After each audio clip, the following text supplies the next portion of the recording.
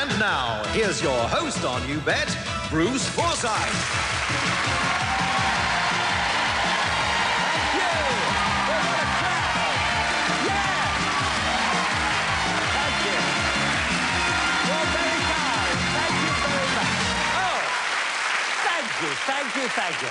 Oh, you have cheered me up. You really have, you know. No, you cheered me up because I was in the dressing room just before the show and I'm preening myself, you know, just preening myself. I love a preen. And, especially if there's a long mirror to preen in, you know. Anyway, I was preening away and this woman rushed into my room and she said, "Oh, Mr. Forsyth," she said, "my little boy did such a perfect impression of you this morning. It was wonderful." I said, "Well, that's lovely." I said, I'm so thrilled. I said, "What did you say to him?" She said, "I told him to stop acting like an idiot." You can imagine how I felt, you know, all that preening for nothing. But nevertheless, you'll soon be meeting my three guests. Now, each guest in turn will introduce an item of great skill and they will bet on it. My other two guests are going to bet on it. 100 people in our audience will bet on it, and don't forget to have your bet at home. In fact, if you've had any funny bets, do tell us about them. We'd love to know if you've had a funny bet. Now, getting back to you, 100 people, you have a very important task because you're betting for charity. The more bets you get right, the more money will go to a very worthy cause. And to enable you to bet, you each have a Brucey button. Have you found your Brucey button? Yes! Good. And now it's time to meet my three guests, and here they are. Bob Holness, Susie Cutthroat, and John McCreary. There they are. Whoa! Hello.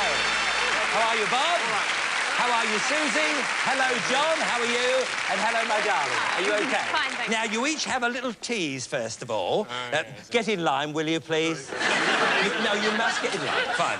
It's only fair, Right, so what is your little clue? It's a little packet of plasters. A packet of plasters? Yes. That's a little clue Sticky there. plasters. So sticky Yes, plasters. yes. The next thing is... I've got some Japanese ballet slippers. I don't know what that's supposed to be. It should have been a bag of flour. Sorry about that, darling. Sorry about that, but it should have been a bag of flour. But never mind, I don't know what went wrong there. OK, then we have... Well, you can bet there's no flies on me. No, there never is, John. There never is. No flies, they're fishing flies. Now, what have you been up to this week, my darling? Well, Bruce, this week I've been given a new role. A new role? Yep, I'm the Lady of the Lakes. The Lady of the Lakes. Well, we'll see all about that with your film crew later on. So if you'll just take John and Susie back to home base, leave Bob with me. Right.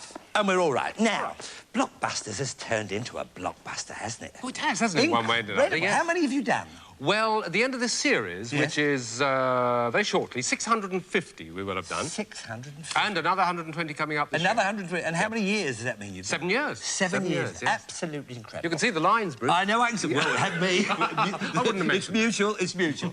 Now, you have a clue. It was the plasters, wasn't it? Yes, that's right. OK, well, tell us a little bit more about that. I'll tell you a little bit about it, All right, OK? okay. Two gentlemen are concerned with it. They would appear to be Kentish men because they come from Gillingham, but in fact they were born in London. Yes. So they're good, true Cockneys. Now, they're demon barbers and they operate in Gillingham, right? Now, they've been working together for about 20 years, so they know each other fairly well, Bruce. Yes. And they would have to for this particular challenge. What are they going to do, then? Well, let me tell you. Their names, first of all, Jerry Harley and Tom Rodden. OK.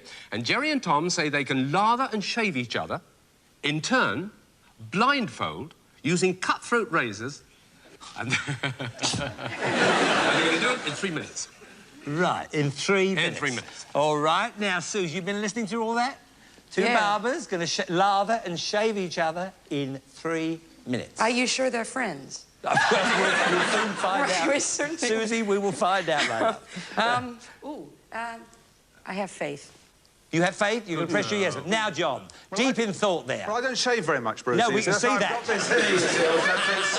They'd love to get hold of you, wouldn't they? I'll say no, they won't do it. No. OK, no. He doesn't even know what a cutthroat razor is. He's never seen a cutthroat razor. All right. Now, audience, are you ready out there? If you think the barbers can do it, make your bet. And do have a bet at home. Have a bit of fun. Have a bet with Grandma or Granddad or Mum and Dad or your sister or brother. That's it. Yes, 80 say they will, and only no 20 no. Is that what they're saying? Now, another part of the fun of You Bet Bob is the forfeits, or are the forfeits. So, if it should go wrong for you, what are you prepared to do as a forfeit? Well, I hate to mention this, actually, Bruce. Arachnophobia. Have you heard of arachnophobia? No, what's that? It's a morbid fear, a petrifying fear of spiders. Oh, well, a lot of people have it. I've had it for a long time. Yeah. A lot of people. A lot of people have They'll frightened us. associate. Yes. Me included. Yes. I lived in Africa for 10 years. I partially got over it, but it's still there. This lingering fear. I can cope with the little ones that come in the bath. So what are you prepared to do with this Well, spider? I'm prepared, if anybody has got a big, hairy spider, to sort of... Yes? handle it. Handle it. So he's already frightened. OK, we believe you. I've got all goosebumps. Yeah, I know. You're shaking. I know. All right. OK, Bob, if you can make it back to home base, don't think about it too much. All right. That is your forfeit if it comes to it. Right. Well, now let's meet the two demon barbers we've been talking about, Jerry Harley and Tom Rodden. There we are. All right, Rich.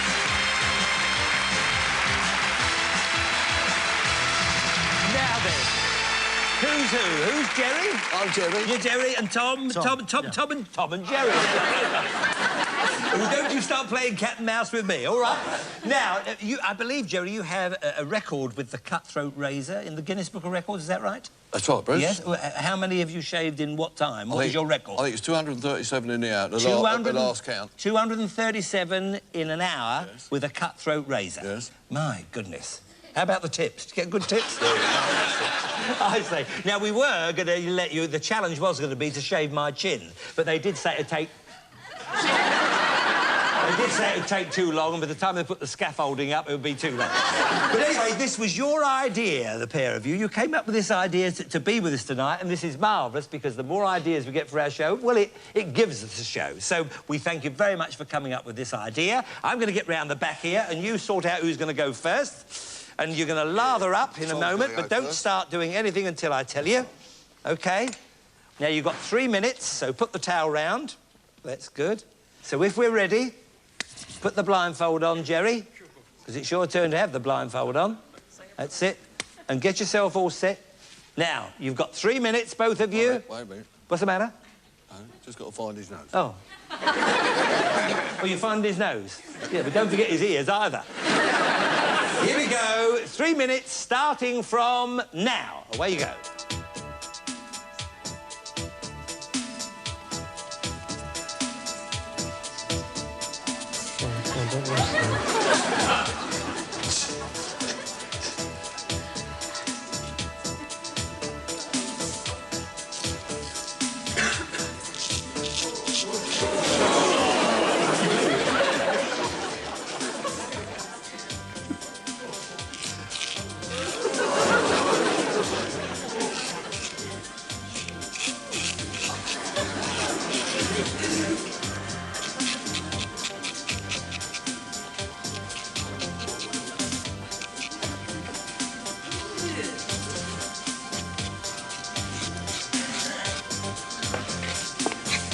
Finished.